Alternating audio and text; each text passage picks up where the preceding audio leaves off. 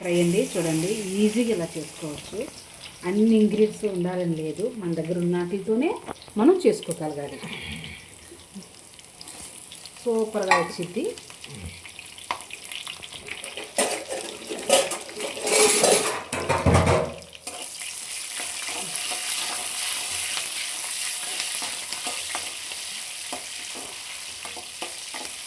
వెల్లుల్లిపాయ, పచ్చిమిరకాయ, ఎండుమిరపకాయ, కరివేపాకు ఓన్లీ అంతేనండి. తాలింపు నేను వేసేది.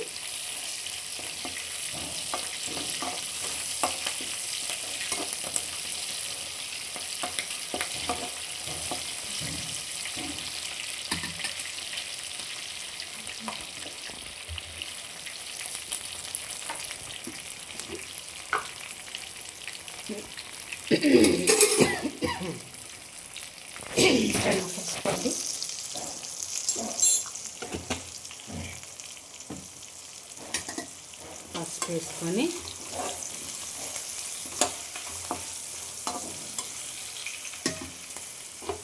అవి వేగినాక దొండకాయలు ఇలా వేసుకోవాలి.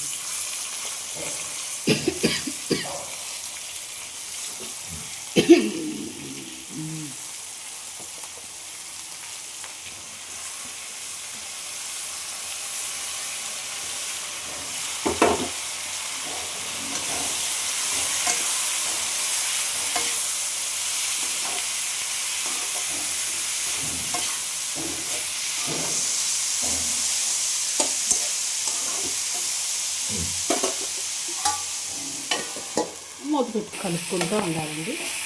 ఇలా కలుపుకుంటూ ఉంటే అవి మగ్గుతూ ఉంటాయి. షుగర్ పేషెంట్కి వాటికి కూడా దొండకాయ చాలా మంచిది. ఇన్సులిన్ దీంట్లో పుష్కలంగా దొరుకుతుంది అంటారు. మరి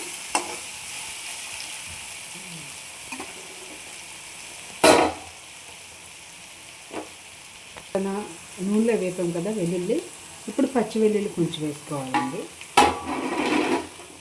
పచ్చి వెల్లుల్లి కొంచెం వేసుకుంటే టేస్ట్ కొంచెం మంచిగా వస్తుంది.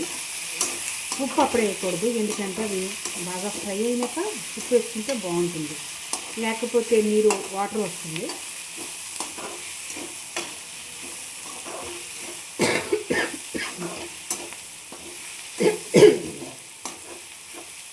ఉల్లిపాయ ఏం వేయకుండా వేసుకుంటే చాలా బాగుంటుందండి దొండకాయ.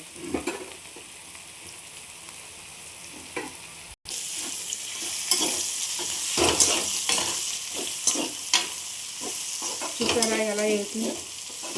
చక్క ఇలా వేస్తే మంచి టేస్ట్ ఉంటుందండి. ఇందులో వెల్లుల్లి కారం వేస్తే ఇంకా బాగుంటుంది, కాకపోతే నేను ఈ విధంగా వేసుకున్నాను.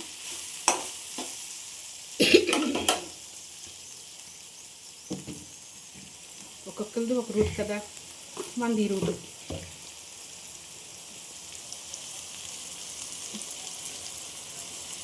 కొంచెం ఉప్పు, ఎందుకంటే దొండకాయ కూడా కొంచెం సాల్టీగా ఉంటాయి కాబట్టి మనం కొంచెం ఉప్పు వేసుకుని సాల్ట్ వేసుకుంటే సరిపోయింది. మొత్తమేనా అంటిపోయిందండి. చూడండి ఫ్రై అండి చక్క అయ్యిందో. కేజీ దొండకాయలు ఇంత కూర అయ్యింది. కేజీ దొండకాయలు ఎంత కూర అయింది చూడండి ఒకసారి వచ్చి.